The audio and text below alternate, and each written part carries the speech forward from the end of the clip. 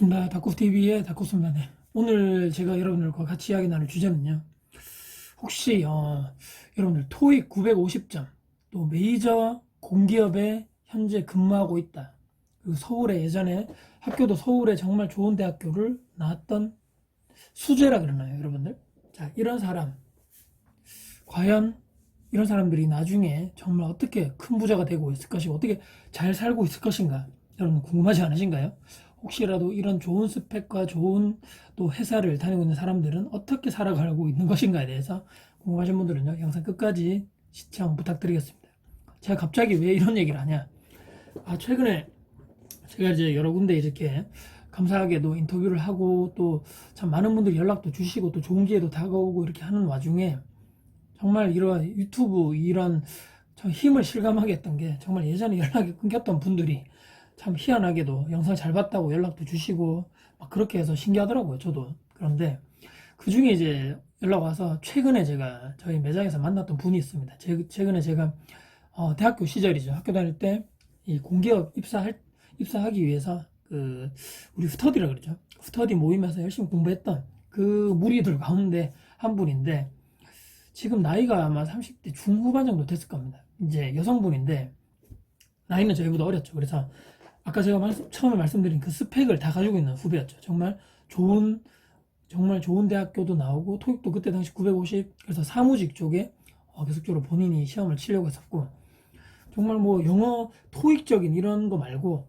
스피킹 있죠, 여러분들. 말도 정말 잘하더라고요. 예전에 학교 다닐 때 어학연수도 갔다 왔었고, 정말 우스갯소리로 우리가 다 안 돼도 너는 될 것이다, 너는 정말 된다, 너가 아니면 누가 될 것이냐, 이런 얘기를 했던 그런 후배인데, 학교는 다르죠. 같이 스터디했던 멤버 중에 한 명인데 정말 오랜만에 영상 잘 봤다고 카톡이 왔는데 이런저런 얘기하면서, 근데 그 친구가 고향이 대구였습니다. 그래서 오랜만에 이제 대구가 본인이 또 집이 또 처가집이 아니지 본인 집이죠. 본인 집도 원래 대구고, 그래서 그 지금 상황이 뭐 이런 저런 상황인데 코로나 때문에 좀 힘든 와중이지만 집이 어차피 대구기 때문에 뭐 한번 얼굴도 볼 겸 찾아왔었습니다. 최근에 찾아와서 이런저런 얘기를 하는데 상황을 들어봤죠. 그래서 야, 너 정말 그때 당시에 좋은 데 가서 정말 연봉도 많이 받는다고 들었고, 정말 메이저 공기업이거든요. 일반 공기업도 정말 우리나라에 많은데 메이저 공기업 아시죠, 여러분들? 정말 가기 힘들다는 거기에 다니고 있는, 뭐 열심히 정말 다니고 있고,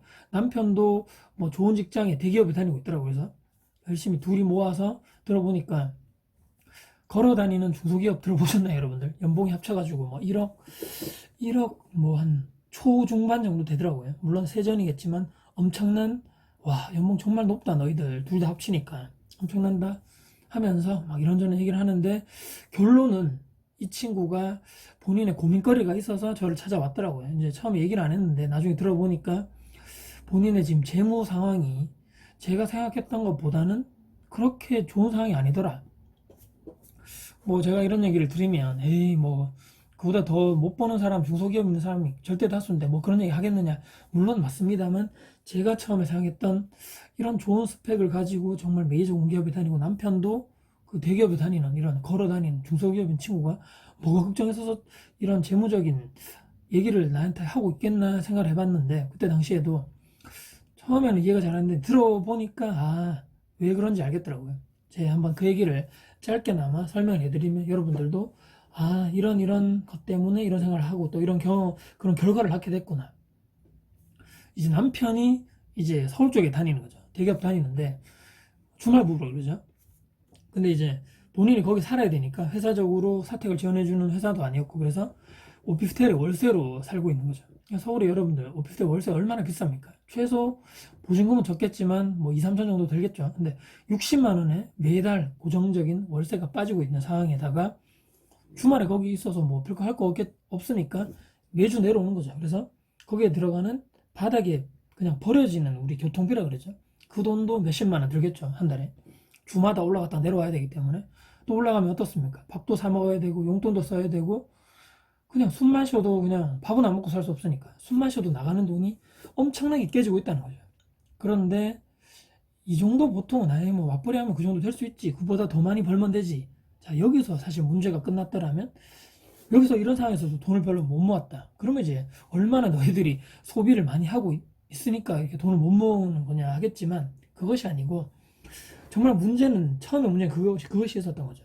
이제 제가 이 메이저 공기업을 어디라고 딱 말씀드리면 또 지역도 제가 말씀드리기 힘든 게 예전에 이제 이 그 공기업들이 다 지방으로 이전했지 않습니까? 그래서 그 지역만 밝혀도 아 메이저 공기업이 그거 하나밖에 없기 때문에 어디라고 딱 얘기를 여러분들 아실 수 있는 상황이고 혹시나 제가 이 영상 그 영상에 올리기 전에 그 후배한테 제가 얘기했죠. 이거 혹시 우리 얘기했던 거 그냥 내가 그냥 다른 사람 뭐 이렇게 니라고 얘기는 안 하고 누구라고 말은 안 하고 그냥 혹시나 이렇게 뭐 설명해서 우리 구독자분들께 사연을 설명해 드려도 되겠느냐 했을 때 해도 되고 안 해도 되는데 뭐 이름이라든지 회사 명이라든지 뭐 구체적인 사항은 좀 피해달라.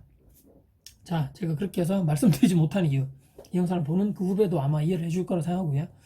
근데 중요한 것은 그때 이제 다 내려오게 되면서 그때 당시에 이 후배가 이제 그 주변에 정말 좋은 그 지방 내에서도 가장 핵심지 있죠. 거기에 신축 아파트 분양을 받은 게 아니고 신축 아파트의 전세로 들어가게 됩니다. 굳이 내가 뭐 아파트를 살 이유가 뭐냐? 나중에 내가 뭐 돈 좀 더 모아서 더 좋은데, 더 좋은 분양이 어디 뭐 꼭 그 지방뿐만이 아니라 또 다른 데 나오면 거기에 그냥 남편하고 모았던 돈을 가지고 청약해서 들어가면 되겠지라고 처음에 계획했었는데 이게 그 계획이 조금씩 틀어진다는 거죠. 그때 당시에 일단은 전세를 2년 정도 살고 뭐 나중에 조금 더 좋은 데로 가겠다고 했었는데 그것이 잘 안 되고 근데 중요한 것은 그 전세가 2년 계약할 때마다 계속적으로 올라갔다는 거죠. 그래서 이 두 부부가 열심히 벌어가지고 모은 돈을 2년마다 전세 상향분으로 계속적으로 집주인에게 내주고 있던 상황이었습니다. 그래서 도저히 안 되겠다 싶어서 최근에 1년 전쯤이었나요?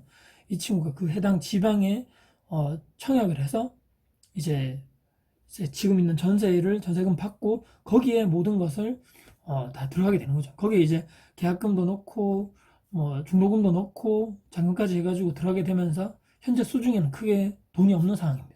근데 가장 중요한 것은 어디를 분양받았냐고 제가 이제 물어봤을 때 정말 안타까운 거죠. 물론 신축이고 다 좋지만 왜 하필 그 지방에 받았느냐인 거죠.